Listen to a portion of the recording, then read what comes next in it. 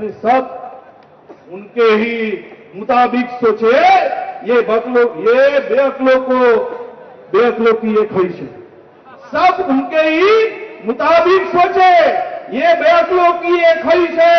अनपढ़ गवार मिल जाए तो समाज का अपने आप नुकसान हो जाए।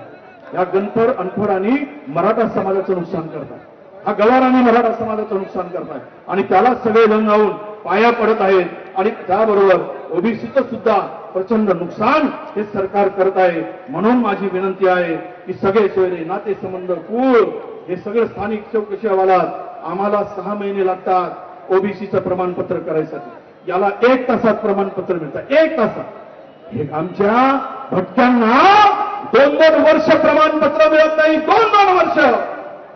आमचा समाज कुठे जाईल?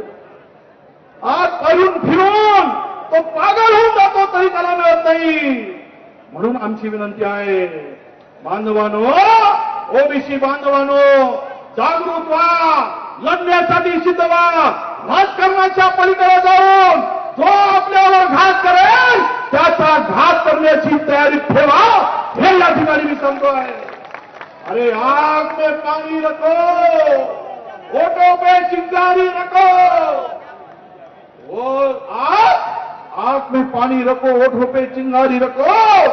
अगर जिंदा ही रहना है तो भाइयों मेरे, लड़ने की तैयारी रखो तो जिंदा रहोगे, तब जिंदा रहोगे।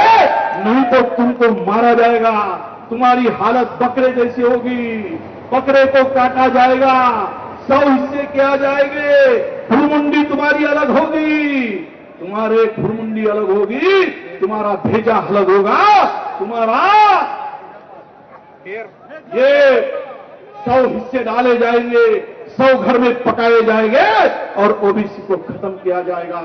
यासाठी तुम्हाला माझी सर्व विनंती आहे, सर्व माझ्या ओबीसी बांधवांना, की या ठिकाणी आपण आलात, एकच विचार करा, जोपर्यंत 2 सप्टेंबरचा काळा जिहाद रद्द होत नाही तोपर्यंत थांबायचं नाही, तरच आपण वाचू आणि आपण वाचू तर इतरांना वाचू।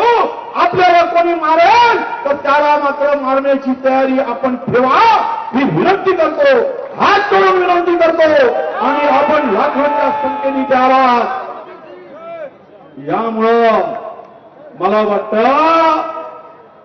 महायुती सरकारला आता होश येईल। आणि हेही सांगतो, जर हा जिहाद रद्द झाला नाही तर आम्ही सर्व लोक, त्यांनी मुंबई जाम केली, आम्ही मुंबईसह पुरा पुणे, पुरा ठाणे ओबीसी जाम केल्याशिवाय राहणार नाही आणि तोपर्यंत हटणार नाही, हा सुद्धा विश्वास या ठिकाणी देतो आहे। म्हणून आपण बांधवांनो, आपण यासाठी तयार राहावं अशी नम्रपणे विनंती करतो। आणि